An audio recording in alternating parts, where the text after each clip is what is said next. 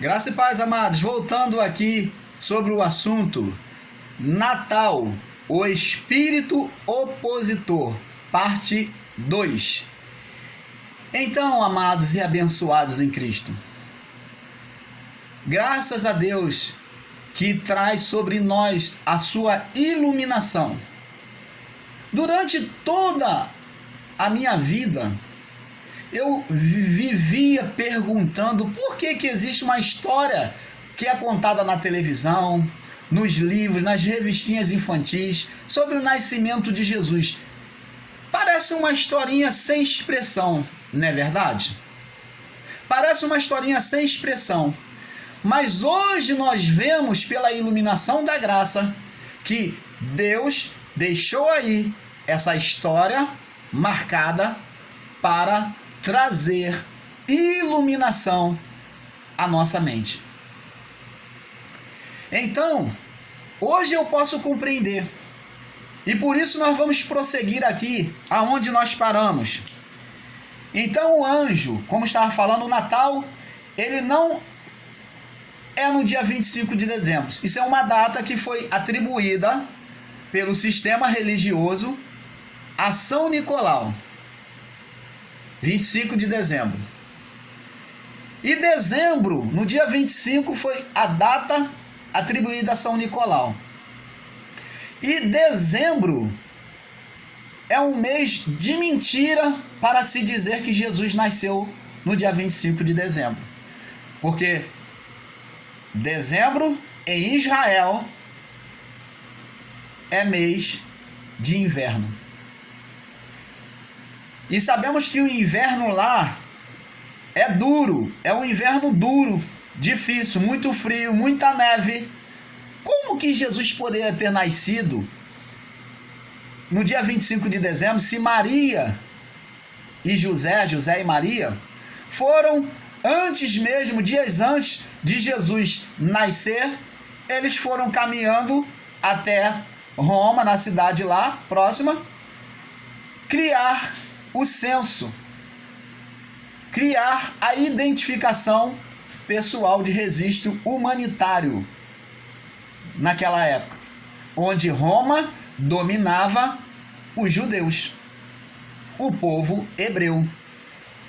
Então era um registro que eles iriam identificar como os vivos, como se para dizer que eles estavam vivos, era uma identidade de vida. Então eles iam se registrar para saber a quantidade de pessoas, o número de famílias, de pessoas na família. Então era registrado por Roma para domínio dos povos. E eles foram a caminhada, né? Puxado por um burril, né? Um jumento que carregavam as suas cargas. Eles foram lá se alistar. Se isso fosse verdade, como que José e Maria estariam andando sobre a neve, na friagem? Até porque se torna difícil se caminhar com uma mulher grávida, até para uma pessoa comum, principalmente para uma mulher grávida na friagem, em meio à neve. Viu aí, sistema? Viu aí? Espírito de Natal. Você que cultiva isso, que considera isso verdade, que louva esse tipo de atitude, observa isso. Viu aí o espírito opositor de mentira contra a palavra de Deus e contra a verdade, que é Cristo? Então não se podia caminhar na neve. Jesus disse, orai, falando sobre a vinda dele antes na grande tribulação, lá em Mateus 24, ele diz assim, orai para que isto não aconteça no inverno e nem no sábado. No inverno por quê? Porque no inverno é difícil de você caminhar, você se congela.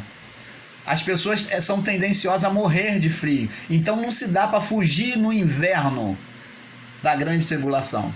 E nem no sábado, porque eles teriam que cumprir a lei, não poderiam se movimentar, estariam rompendo, desobedecendo a lei mosaica, a lei de Deus naquela época. Seriam mortos apedrejados. Então, prosseguindo aqui, verso 10 que nós paramos. Eu só dei essa palhinha para que você volte ao entendimento. E o anjo disse, Lucas 2,10 agora. O anjo disse, não temais, porque aqui vos trago novas de grande alegria, que será para todo o povo. Pois na cidade de Davi vos nasceu hoje o Salvador, que é Cristo o Senhor. Isto vos será por sinal. Preste atenção. Você vê aqui que os anjos já avisaram os magos, os 3 magos, que dizem que eram reis, né? Talvez até seja verdade. Eles botam como os 3 reis magos. O que nós sabemos que eles eram magos. Magos aqui é o mago do bem, tá? Porque existiam magos, eram homens sábios, porque Daniel foi um mago. Na época de Jesus, esses foram os magos que tinham. Eram homens sábios, mas esses magos aqui eram magos que buscavam a Deus, homens que buscavam sabedoria, buscavam conhecer as coisas de Deus. Existiam os magos do mal, que faziam feitiçaria, homens que tinham sabedoria, mas usavam para o mal. Então existiam os magos do bem, que buscavam as coisas de Deus, como eram esses 3 reis magos, quem coloca a palavra reis é o sistema. Aqui não diz reis, mas a palavra diz magos, homens sábios que buscavam a Deus, que tinham uma boa condição financeira, que por terem sabedoria eram ricos. Mas não diz aqui que eram reis, tá bom? E vamos lá. O anjo falou para eles que Jesus estava envolto em ataduras e numa manjedoura. Olha, preste atenção. Se o próprio anjo, vindo da parte de Deus, já sabia que Jesus estava em condição paupérrima, sendo enrolado como um defunto para se aquecer, que sua mãe enrolou ele com ataduras, isso não incomodou a Deus, porque Jesus veio na condição humilde. E Natal é a condição de glória, é espírito contrário a Deus, é espírito de vaidade, de poder. A pessoa quer demonstrar, vestir uma roupa nova para mostrar para sua vizinha, ela quer arrumar sua casa com árvore de Natal para mostrar que está por cima, que ela tem um recurso financeiro. Ela faz um bom banquete, uma boa comida, às vezes não tem nem condição, mas ela tem que entrar no espírito de Natal. Então ela compra lá o Chester, mesmo sabendo que depois ela vai estar endividada, passando às vezes necessidade. Ela tira de um canto para botar no outro, para acompanhar o espírito de Natal. E foi isso que o anjo apresentou. Foi esse espírito que o anjo apresentou, falando para os magos aonde o menino haveria de nascer. Falou que ele estaria no estábulo, e envolto num pano, em ataduras, deitado numa manjedoura, no meio dos animais. Numa manjedoura de palha. Esse é o espírito. Esse é o verdadeiro espírito, humildade, condição real. Esse é o verdadeiro espírito que Deus apresentou. Vamos prosseguir. Verso 11. Pois na cidade de Davi vos nasceu hoje o Salvador, que é o Cristo, o Senhor. Ele não deixou de ser Senhor pela condição que ele nasceu, mas ele era Senhor. Ele já era Senhor. E isto vos será por sinal. Verso 12. Achareis o menino envolto num pano e deitado numa manjedoura. E no mesmo instante apareceu com o anjo uma multidão de exércitos celestiais, louvando a Deus e dizendo: glória a Deus nas alturas, paz na terra, boa vontade para com os homens. Oh, que revelação! Que revelação! A multidão angelical, diante daquele anjo que anunciou para aqueles magos, eles puderam, então, após o anjo anunciar, eles viram multidão, legião de anjos, louvando e glorificando a Deus, mesmo tendo nascido naquela condição paupérrima e de extrema dificuldade. Vou fazer igual aquele nosso irmão Jefferson. Recebe isso aí. Você pode não ter nada. Você pode não ter condição nem mesmo de comprar seu chás, nem mesmo um franguinho, um galetozinho. Mas lá nos céus, diante de Deus, você ouve glória a Deus nas alturas. Se você vive com dignidade, se você vive e entende as coisas de Deus, se você ama a Deus, os anjos glorificam. Glória a Deus nas alturas pela sua vida. Não é o que você possui, não são presentes, não são status que vai mudar isso, que vai tornar espiritual o seu dia, o seu viver. Os anjos, mesmo em estado de pobreza, glorificaram a Jesus naquilo que ele é para Deus. E o que você é, meu amado e abençoado irmão e irmã em Cristo, o que você é, da onde você veio, é que demonstra para Deus quem você é. Não será a condição material, social e de aceitação nesta vida é que vai dizer quem você é. Você é o que você é para Deus. Como Deus perguntaram para ele, a quem nós dizemos que é o Senhor? Deus falou, diz para ele que eu sou o que sou. Diz para ele que eu sou o mandou, porque eu sou o que sou. Você é um espírito vindo da presença de Deus habitar neste corpo. E o que você é para Deus é o que é importante. Não são as coisas desta vida, não são o espírito deste mundo, o espírito opositor natalino que vai determinar a sua espiritualidade diante de Deus. Entendes isso, amado? Vamos prosseguir. Verso 14, olha o que os anjos disseram. Vamos mais um pouquinho. Oh, que maravilha! Glória a Deus! E eles disseram, glória a Deus nas alturas, nos céus, paz na terra. Ó, vai haver paz na terra agora, com a vida de Cristo. Através da sua vida, irmão, Deus expressa a vontade dele. E você muitas das vezes está trazendo paz na terra.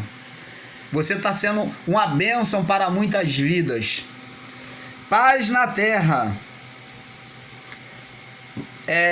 Boa vontade para com os homens. Aconteceu que, ausentando-se dele os anjos para o céu, disseram-lhe os pastores uns aos outros, vamos até Belém e vejamos isso que aconteceu, porque o Senhor nos fez saber.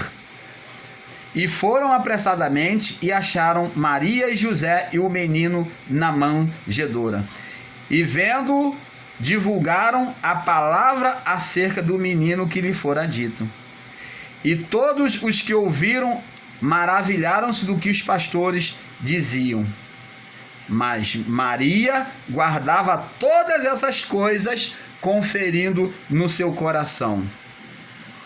Então, veja aqui, amados. Veja aqui Veja aqui, me perdoe aqui, que caiu aqui. Veja aqui que os anjos divulgaram aquilo que tinha visto.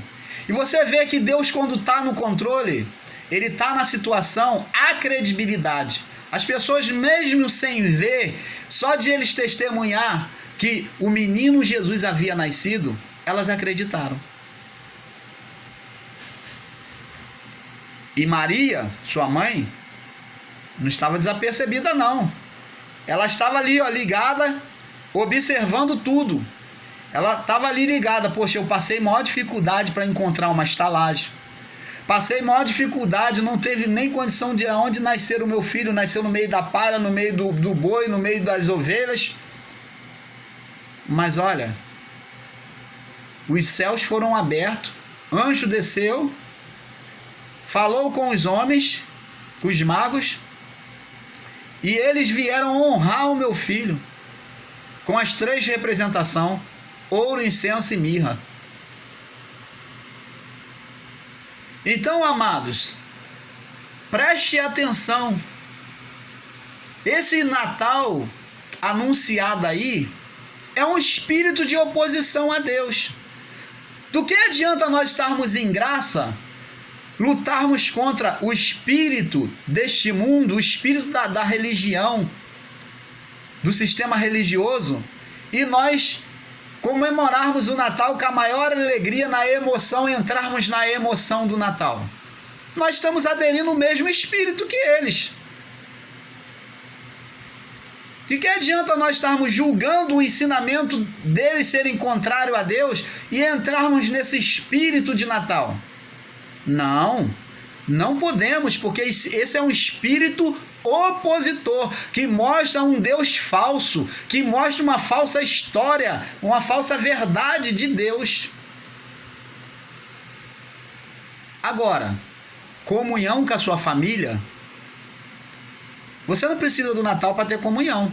Mas se o Natal é o melhor momento de feriado para você estar com a sua família, para almoçar, para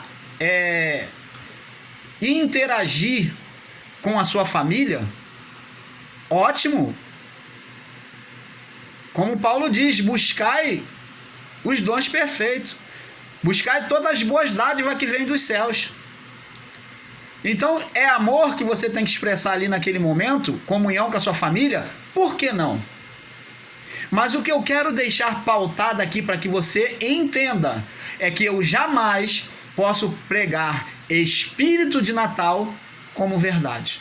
Eu jamais irei pregar e ensinar para você que você deve se envolver nas emoções do Natal. Porque essa emoção do Natal é um espírito opositor às verdades sagradas. Eu jamais tenho que pregar e ensinar Papai Noel.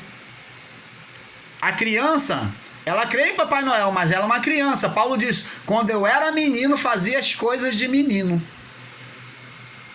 Ele falou isso para ensinar, Paulo falou isso para ensinar o período que ele estava na lei, que ele era leigo, inocente. Paulo fala de inocência.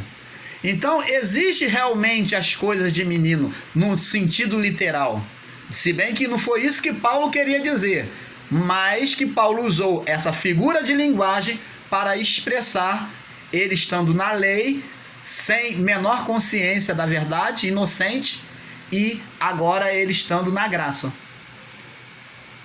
Então, amados, temos que atentar. A criança, ela pode entrar nesse espírito de Natal. Mas, aos poucos, seus pais vão trazer a verdade para ela. Agora, para nós adultos, não devemos jamais nos envolver nesse espírito de Natal. A criança quer em Papai Noel, em Saci Pererê, em Mula Sem Cabeça, e coelhinho da Páscoa, que o coelho bota ovo, só na história mesmo, infantil. Um coelho botar um ovo daquele tamanho. Onde esse coelho bota ovo? Coelho não bota ovo. Então eles atribuíram a imagem de um velhinho, um Papai Noel, mas que tem expressão no São Nicolau. O velhinho em si, se não houvesse essa representação do São Nicolau, esse espírito contrário que de mentira, ele não tem menor problema um ser e um boneco e um homem que traz presente. Mas o problema é que, para nós que somos adultos, não devemos entrar nessas emoções. O seu filho, deixa ele entrar nas emoções. Mas, pausadamente, aos poucos, você vai conscientizando ele sobre a palavra. Você deve explicar para ele, olha, o presente é bom. O Papai Noel, na verdade, é o papai que traz o presente, a mamãe que traz o presente. Porque você está vendo como é que as próprias crianças são geradas dentro do espírito da mentira? Porque o pai e a mãe falam que Papai Noel vai trazer, mas na verdade quem traz é quem? É ele, o Papai Noel e a Mamãe Noé. Então o próprio pai e a mãe mentem para a criança e já começam com espírito de mentira, aonde vai gerar um espírito opositor, um espírito contrário. Então já é gerado na criança um espírito da mentira, um espírito de oposição a Deus. Então fale a verdade. Fala, ó, o Papai Noel que você conhece, o Papai Noel, seu Papai Noel, sua Mamãe Noel, sou eu. Eu que vou trazer o presente para você. Porque a palavra de Deus diz, ensina a criança no caminho que ela deve andar. Se você não falar a verdade para o seu filho, quer dar presente? Dá presente. Ele acredita, espera uma festa natalina, faça a festa. Mas não ensine errado. Não entre no espírito de Natal. Eu, particularmente, não me envolvo nessas festas. Mas com isso, não quero dizer que você não deve se envolver. Eu faço a refeição com os meus pais, com a minha família, compro as coisas sim, porque é o período natalino em que tem chester. Quem não gosta de comer um chester, quem não gosta de comer uma uva, quem não gosta de comer uma maçã, uma salada de fruta e essas coisas. Mas não me envolvendo no espírito de Natal. Entendes, amados? Então, que possamos refletir acerca dessas coisas. Que você possa refletir acerca dessas coisas. E eu quero agradecer aqui ao meu amado irmão Paulo Rodrigues, que tem palmilhado comigo, né? Tem ajudado. Que Deus te conceda graça a cada dia, tá? E que a paz de Cristo seja com cada um de vocês. A paz.